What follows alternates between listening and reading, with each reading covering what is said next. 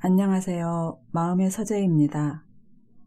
오늘 읽어드릴 책은 도서출판 가나문화 콘텐츠에서 펴낸 김혜령 지음의 내 마음을 돌보는 시간입니다.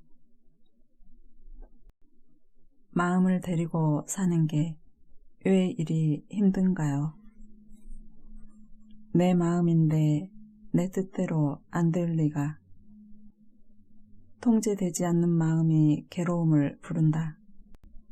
사는 게 내 마음 같지 않을 때 대개는 힘들다고 말합니다. 그런데 가장 내 마음대로 안 되는 건 아이러니하게도 내 마음이죠. 우리는 무언가 통제할 수 없는 상황에 놓일 때 불편한 감정을 느끼게 됩니다. 아래와 같이 내 의도대로 마음이 움직여주지 않을 때가 그런 경우입니다.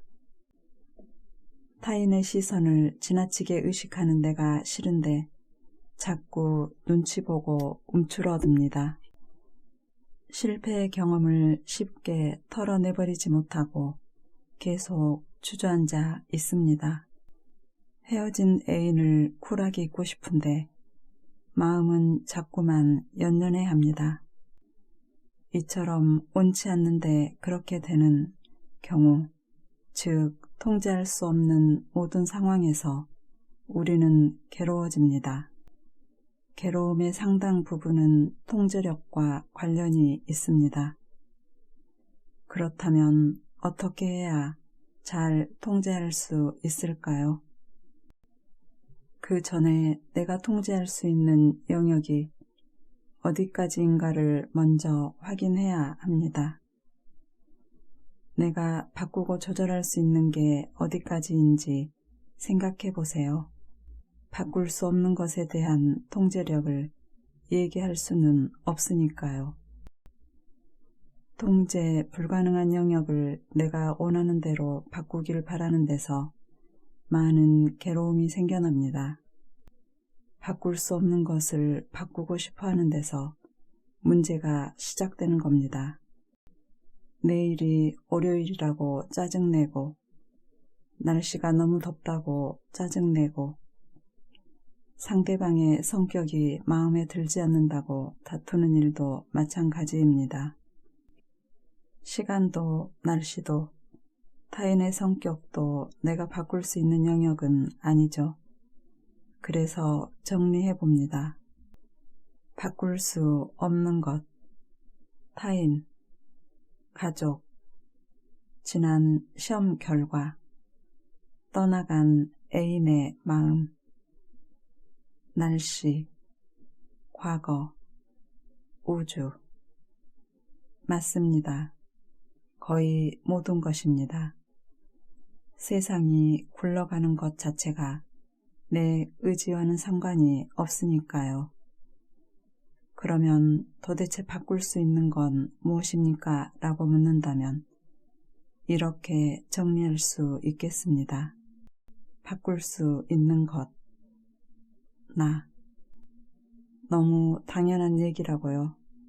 하지만 많은 사람이 바꿀 수 없는 것들에 대해 전전긍긍하거나 분노하곤 합니다. 다른 사람의 성격이나 행동을 문제 삼으며 갈등을 빚고 불만스러워합니다. 마치 세상과 사람들을 자신이 바꿀 수 있을 것처럼 생각해요. 내가 아니라 다른 사람들이 바뀌어야 한다고 생각합니다. 바꿀 수 있는 유일한 존재인 나에 대해서는 오히려 바꿀 수 없는 것처럼 행동하면서요. 내가 가진 그릇만큼 타인을 보게 된다. 만남이라는 자극을 통해 우리 내면에는 저마다 반응이 일어납니다. 타인을 보며 누군가는 흠을 찾고 누군가는 자신의 처지와 비교합니다. 또 누군가는 타인을 거울로 삼아 자신을 다듬는 기회로 삼습니다. 이 때문에 한 사람에 대해서 여러 사람이 각자 다른 의견을 내놓는 것도 당연한 거죠.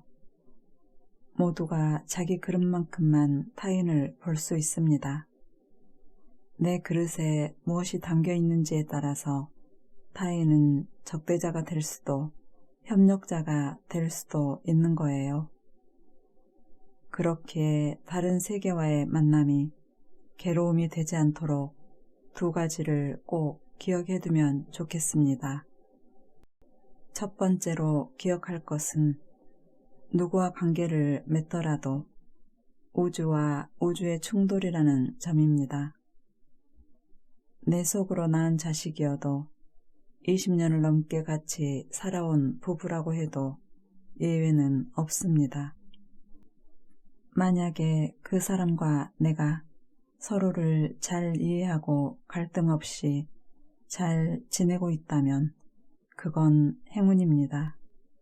그러나 갈등 속에 있다고 해도 잘못된 관계라거나 악연은 아닌 거예요. 모든 관계가 우주와 우주의 충돌이니 이해할 수 없는 건 당연한 겁니다. 애초에 우리는 결코 같은 길을 걸을 수 없는 건지도 모릅니다. 각자의 길을 걷되 타인이 가는 길을 상상해보고 이해하려 애쓰는 과정만이 있을 뿐이죠. 이와 연결해서 두 번째로 기억할 점은 상대방에 대한 물음표를 잃지 말자는 겁니다. 우리는 대개 가까운 사람일수록 그 사람에 대해서 이미 결론을 내린 채로 살아갑니다. 그 사람은 어떠어떠하다며 자기만의 정의를 내려버리는 거죠.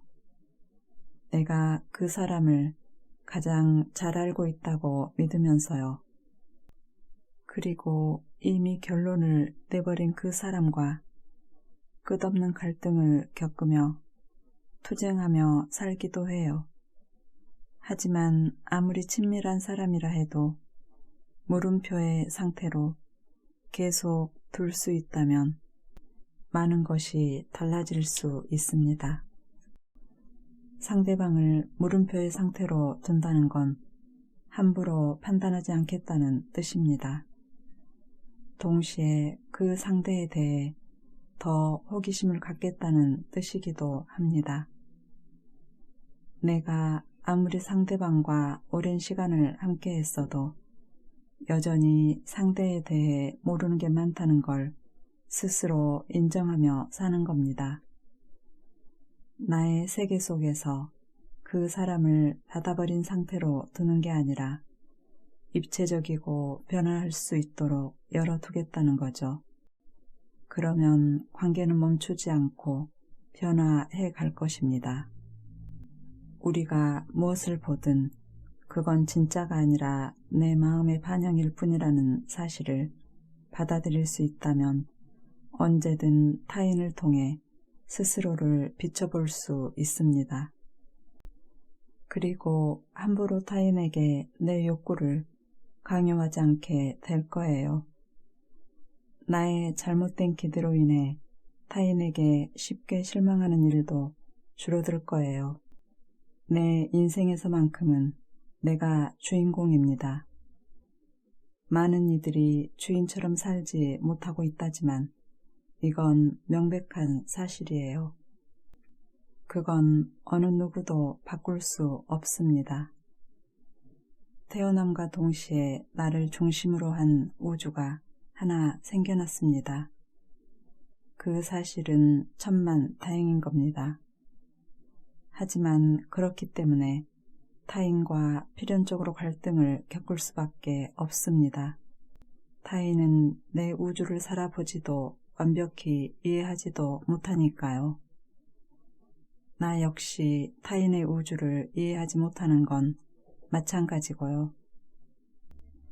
내 뜻대로 되지 않는 타인을 마주하며 살아가야 한다는 것을, 그게 어쩔 수 없는 괴로움이라는 것을 받아들이며 살 수 있다면 함께 걷는 이 길이 조금은 덜 고되지 않을까요? 마음의 운전대를 빼앗기지 않으려면 마음에도 휴식이 필요합니다. 휴식도 잘 해야 한다고요. 휴식의 기술이라는 다큐멘터리를 보았습니다. 과로한 스트레스에 익숙한 현대인의 모습이 보입니다. 현대인은 휴식에 서툴러요. 적당히 살아내기에도 어려운 사회에서 늘 성취에 대한 강박, 자기 개발에 대한 의무감에 쉼없이 엔진을 돌려야 하죠. 거기에 휴식마저도 잘 해내야만 하는 또 하나의 일이 되어버렸습니다. 휴식은 쉼입니다. 여백의 시간입니다. 일상의 일부가 아니라 일상에서 분리되어 나와야 하는 거죠. 저는 입시, 학업, 취업 같은 과제 앞에서 늘 마음이 문제였습니다. 자주 넘어지고 걸핏하면 동굴 속에 들어가려고 했어요. 이 마음이란 놈이 늘 발에 치이는 돌멩이처럼 걸리적거렸습니다. 그렇게 심약하고 쭈글쭈글한 마음을 데리고 다니며 늘 소진된 상태로 있었죠. 휴식을 제대로 하지 못해 생긴 문제였다는 생각이 듭니다. 마음을 관리한다는 건 결국 마음에게 적절히 휴식을 주는 것과도 같으니까요. 마음을 쉬게 함으로써 안정을 찾을 수 있죠. 저를 힘들게 하는 마음을 돌보기 위해 20대부터 불안에 관한 책을 모조리 읽는가 하면 명상, 요가, 달리기, 심리상담 등 마음의 안정에 도움이 될 만한 것을 다양하게 시도했습니다. 그중 가장 효과가 좋았던 것을 꼽으라면 단연 명상입니다. 지금도 매일매일 명상을 하고 있고요. 명상은 마음 챙김을 위한 최적의 방법이기도 합니다. 실제로 불교의 수행법인 윗바사나 명상이 석으로 건너가 심리치료로 활용되고 있는 것이 바로 마음 챙김이지요. 마음 챙김과 호흡 명상이 마음의 힘을 기르는 원리는 간단합니다. 마음 챙김은 내 마음 안에 일어나는 모든 일을 판단 없이 알아차리는 것인데, 이렇게 의도적으로 자신의 내면을 관찰하는 시간이 늘어나면 주의력이 길러집니다.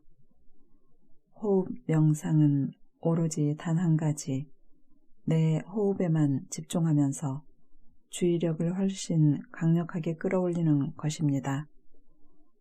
이렇게 주의력을 기르면 상념이 사라져 그 자체로 마음이 차분해집니다. 내가 원하는 곳에 주의를 가져다 놓을 수 있는 힘, 메타인지 능력이 길러지면서 나를 괴롭히는 생각에 노출되었을 때도 금방 빠져나올 수 있게 됩니다. 그러면 마음이 산만해지는 빈도가 낮아지고 불편한 감정에서 힘들이지 않고 벗어날 수 있게 됩니다. 친절부터 내려놓읍시다. 친절한 사람이 되려고 애쓸 필요 없는 이유. 미국의 작가 루비 왁스는 마음 챙김으로 우울증을 극복한 경험을 책에 담으며 마음 챙김이 아닌 것들의 리스트를 써두었습니다. 그런데 그 리스트의 첫 번째가 바로 친절한 사람 되기였어요. 저 또한 친절한 사람이 되려고 애쓰는 행동이 마음을 돌보는 것과는 거리가 멀다는데 동의합니다. 마음 챙김이 어떤 판단이나 평가 없이 나 자신을 있는 그대로 바라보는 거라면 친절한 사람 되기는 다른 사람의 시선에 맞추어 나 자신을 통제하는 것과 다름없습니다. 마음 챙김이 자신에 대한 관대함으로 이끄는 반면 친절에 대한 강박은 자신을 채찍질할 수밖에 없습니다. 그 안에서 나 자신에 대한 끊임없는 평가가 일어날 것이고요. 친절이 나쁜 건 아니지 않느냐고 의문을 가질 수도 있겠습니다. 맞아요. 타인에 대한 배려로서의 기본적 친절은 문제되지 않습니다. 하지만 남에게 좋은 사람이 되려고 애쓰는 것으로서의 친절은 다릅니다. 이 부분에 대해 얘기해보고 싶어요. 좋은 사람이 되려는 생각의 오류. 심리학자 돌리척은 좋은 사람이 되려는 노력을 놓아버려야 한다고 말합니다. 이유 중에 하나는 좋은 사람에 대한 이분법적 정의 때문인데요. 좋은 사람으로 보이고자 하는 마음의 이면에는 사람들을 이분법적으로 나누는 날카로운 기준이 존재합니다. 좋은 사람 아니면 나쁜 사람, 성실한 사람 아니면 나태한 사람, 이런 식이죠. 때문에 내가 좋은 사람으로 보이지 않으면 나쁜 사람에 속해 버릴 거라는 불안감으로 인해 더더욱 애쓰게 되는 겁니다. 무의식적인 반응이라 스스로도 의식하지 못하고 있을 뿐이에요. 그래서 그녀는 질문합니다. 좋은 사람의 기준은 무엇일까요? 라고요. 모든 사람이 생각하는 좋은 사람의 기준이 각각 다르죠. 어떤 사람은 자기에게 잘해주기만 하면 좋은 사람으로 생각해버릴지도 모르고요. 그런 주관적인 기준에 자신을 끼워 맞추는 것은 가혹할 뿐만 아니라 불가능합니다. 그 모든 기준을 충족시키려 노력하다가 당신의 마음은 너덜너덜 헤어지고 말 거예요. 그렇게 좋은 사람으로 보이려는 연기를 멈추고 진실되고 솔직하게 행동하면서 실수로부터 배울 수 있어야 합니다. 그게 바로 더 나은 사람이 되는 방법이에요. 솔직해지지 않으면 진짜로 나아져야 할 부분이 무엇인지도 알 길이 없으니까요. 다수가 인정하는 꽤 괜찮은 사람조차 실수를 하며 살아갑니다. 상황과 맥락에 따라 우리는 언제든 잘못을 저지를 수 있어요. 그 실수를 인정하고 앞으로 나아가느냐, 멈춰 서서 그 실수를 반복하느냐는 다릅니다. 어느 쪽이 되고 싶으신가요? 사실 우리는 필사적으로 좋은 사람으로 보이려고 하고 위험 영역에서 벗어나려고 하지만 실수로부터 배울 수 있는 기회는 스스로에게 주지 않습니다. 돌리척. 욕먹는 게 두려워 좋은 사람인 척하는 것보다는 당당하게 욕먹고 더 나은 사람이 되는 편이 훨씬 낫지 않을까요? 그렇게 욕먹고 조금씩 나아지기가 쌓여서 더 나은 나를 만들어 갈 테고요. 판단하지 않을 때 안전해지는 마음, 아무것도 아닌 날씨와 같은 마음으로, 아무것도 아닌 마음일 때 우리는 편안한다. 무더위가 지나간 어느 가을날이었습니다. 낮에는 햇볕이 뜨거웠지만 아침 저녁으로는 신선한 공기가 느껴졌어요. 그맘때쯤이면 느낄 수 있는 춥지도 덥지도 않은 날씨가 반가웠죠. 그래서 함께 있던 남편과 아무것도 아닌 날씨라고 이름도 붙였습니다. 무더위가 지난 뒤 또는 한겨울 맹추위가 지난 뒤 봄, 가을에 아주 잠깐 느낄 수 있는 아무것도 아닌 날씨가 저는 참 좋습니다. 우리가 아무것도 아닌 날씨를 편안하게 느끼는 것처럼 마음도 그렇습니다. 춥지도 덥지도 않은 마음을 우리는 가장 편안하게 느낍니다. 왜냐하면 그게 우리 마음의 본래 상태거든요. 때로 우리는 행복을 마치 엄청난 기쁨이나 희열로 착각합니다. 쾌락의 의미로 생각하기도 하고요. 행복해져야 한다고 생각하고 그러기 위해서 자꾸 무언가를 하려고 하죠.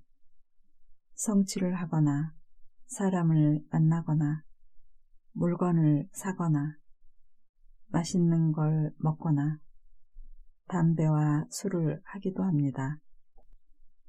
모두 기분 좋아지려고 하는 행위들이죠. 하지만 거기서 얻는 즐거움은 유지되지 않는다는 특성이 있습니다. 왜냐하면 그것이 본래의 마음 상태는 아니거든요. 행복은 무언가의 성취에서 얻어내는 거라기보다는 원래 내 마음을 되찾는 것입니다. 마음의 본래 그 상태로도 행복할 수 있습니다. 고요함, 차분함, 평화로움, 그 어떤 것도 좋습니다. 마음속에서 어떤 동요도 일어나지 않을 때 그 상태를 살펴보면 아주 맑아요. 그때 마음은 맑고 청명한 물 같은 상태입니다. 아무 오염도 되지 않았으니 깨끗하고 투명해요. 비어있는 공의 상태죠. 하지만 보통 우리의 마음속은 어떤가요? 무척 번잡합니다. 크리스마스 이브날의 명동거리처럼 무언가로 가득합니다. 일관되지 않은 생각들이 마구 얽혀 있습니다. 그리고 매우 바쁘죠. 이 생각에서 저 생각으로 옮겨다니고 모든 것에 연연하느라 바쁩니다. 그런 우리가 마음을 차분하게 하기 위해 할 일은 결국 마음을 본래 상태로 되돌리는 것뿐입니다. 아무것도 아닌 날씨처럼 아무것도 아닌 마음을 되찾아 평안함을 느끼는 거죠. 빼일수록 건강해지는 마음, 마음을 위한 미움 다이어트, 내 것이지만 나를 해치는 감정. 미움은 타인을 향해 있는 칼이지만 정작 내가 상처받는 칼입니다. 살면서 누군가를 미워하지 않기는 어렵죠. 지금 저는 누구를 만나도 상대의 좋은 점을 많이 찾아낼 수 있다고 자신하지만 한때는 미움으로 가득했던 때도 있었습니다. 증오에 가까운 마음이 하루 종일 머릿속을 채우고 있었고 꿈에서까지 저를 괴롭혔습니다. 현실에서 내뱉지 못한 말들이 쌓여서 스스로를 핥히고 있었습니다. 그러다 어느 날 괴물을 발견한 뒤 미움을 그만두기로 결심했습니다. 어느 늦은 밤 집으로 돌아오는 버스 안에서 창문에 비친 괴물을 똑똑히 보았거든요. 그건 저였죠. 때로는 타인을 믿고 지지하는 것보다 미워하는 일이 쉽습니다. 어떤 면에서 미움은 나를 지키기 위한 방어 전략이기도 하죠. 상대를 악으로 만들면 나를 선으로 정당화할 수 있습니다.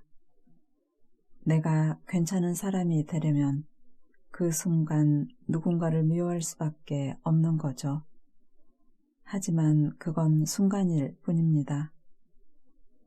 우리는 순간순간을 살아가기도 하지만 결국은 긴 시간을 버텨야 합니다. 그러니 누구를 미워하면서 마음 편안할 리 없습니다. 미워한다는 건 결국 내게 괴로움과 아픔을 줍니다. 그것은 내가 상처받고 있다는 뜻입니다. 생각할수록 괴롭기만 한 사람과 애써 화해할 마음이 없다면 그와 나를 완전히 분리해야 합니다. 그의 삶과 나의 삶을 명확하게 구분지어야 합니다. 대학 시절 교수님께서 내가 가장 많이 하는 행동이 나를 만든다는 말씀을 하셨던 게 기억납니다. 맞는 말입니다. 행동이라는 단어를 생각으로 바꿔도 마찬가지입니다. 내가 가장 많이 하는 생각이 나를 만든다. 저는 온종일 심지어 꿈속에서조차 누군가를 미워하고 증오하다가 미움 그 자체가 돼버렸던 겁니다. 그건 괴물이 분명했습니다. 싫어하는 사람에게 왜 소중한 에너지를 쏟나요? 관심을 두는 곳으로 에너지가 몰립니다. 누군가를 싫어한다면 그에게 당신의 에너지가 소모되고 있는 겁니다. 당신의 소중한 에너지가요. 인간인지라 좋고 싫은 마음을 막을 수는 없습니다. 하지만 싫어하는 그 마음에 집착하는 순간 괴로움은 시작됩니다. 싫어하는 사람이나 사건을 떠올리면 당연히 기분이 좋지 않죠. 기분이 좋지 않으면 그만큼 부정적인 생각을 할 가능성이 커집니다. 부정적인 감정이 들 때 머릿속으로 부정적인 사건이나 기억을 더 많이 떠올리는 현상을 심리학에서는 기분 유도 편향이라고 합니다. 우울한 사람을 더 괴롭게 만드는 요인 중 하나죠. 우울한 상태에서는 계속 부정적인 생각만 떠오르는 겁니다. 사람이나 사건에 대해서도 부정적으로 해석할 가능성이 높고요. 악순환이 되는 겁니다. 그렇기 때문에 마음을 거기에서 거두어 기분 좋아지는 일에 얼른 주의를 돌려야 합니다. 우선 내 마음이 미움에 빠져 있다는 사실을 알아차려야 하겠죠. 내가 부정적인 일에 조명을 비추고 있었구나 하고 알아차리는 겁니다. 그리고 즐거운 것에 초점을 다시 맞추면 됩니다. 이때 땡땡에 대한 생각을 하지 말아야지 하는 생각은 도움이 되지 않습니다. 애쓰고 결심하지 마세요. 단지 내가 땡땡에 대한 생각에 빠져 있었네 하고 알아차리기만 하는 겁니다. 그럼 그 생각으로부터 한 걸음 물러나게 되는 거고요. 잠깐 그 생각을 그냥 바라보셔도 좋습니다.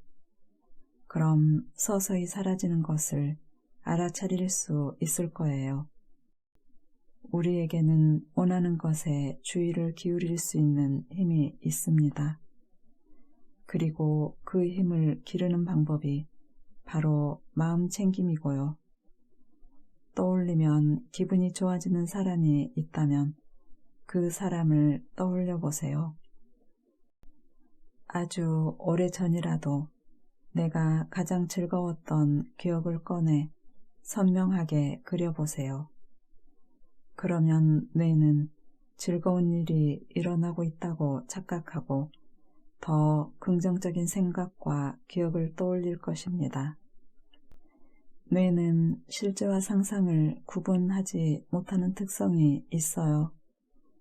이런 방법을 통해 우리는 미워하는 마음과 멀어질 수 있습니다. 자연히 미워하는 사람으로부터 영향을 받지 않게 되겠죠. 소중한 내 에너지도 아낄 수 있고요. 저의 경우 괴물과 영영 작별을 하게 해주었던 큰 깨달음은 이것이었습니다. 저 사람은 계속 저렇게 살겠지. 하지만 그게 내 몫은 아니지. 어느 순간 이 문장이 제게 떠오르더군요. 그러자 점차 마음이 가벼워졌습니다. 그 사람이 나쁜 100가지 이유를 찾아내기보다 어떻게 하면 내가 그 사람에게 영향을 받지 않을 수 있을까를 더 고민하게 되었습니다. 그 사람이 나쁜 건 당신 몫이 아닙니다. 타인은 나를 화나게 할 수도 미워하게 할 수도 없습니다. 만약 그게 가능하다면 내 마음은 그 타인의 것입니다. 나는 A가 한 말 때문에 화가 났다. 나는 A를 미워한다. 이렇게 생각할 때 주어는 나입니다. 화를 만든, 미움을 만든 주체자는 나입니다. 혹시 어떤 사람 때문에 마음에 미움을 키우고 있나요? 아무리 생각해도 너무 못돼 먹은 사람이 주변에 있나요? 그렇다면 저 사람은 계속 저렇게 살겠구나. 하지만 그게 내 몫은 아니지 라고 말하고 얼른 내 삶으로 돌아오시길 바랍니다. 그 사람에게 관심을 두는 한 마음은 병들어 갈 테니까요. 내 안에 있는 더 좋은 것들에 조명을 비추면서 즐거운 기분, 유쾌한 감정을 더 많이 느끼시길 바랍니다. 우리가 어떤 감정을 느껴도 그건 자연스러운 것이지만 나를 아프게 하는 감정은 줄어들수록 좋습니다. 부디 미움 다이어트에 성공하셔서 건강하고 예쁜 마음을 유지하기를 응원합니다.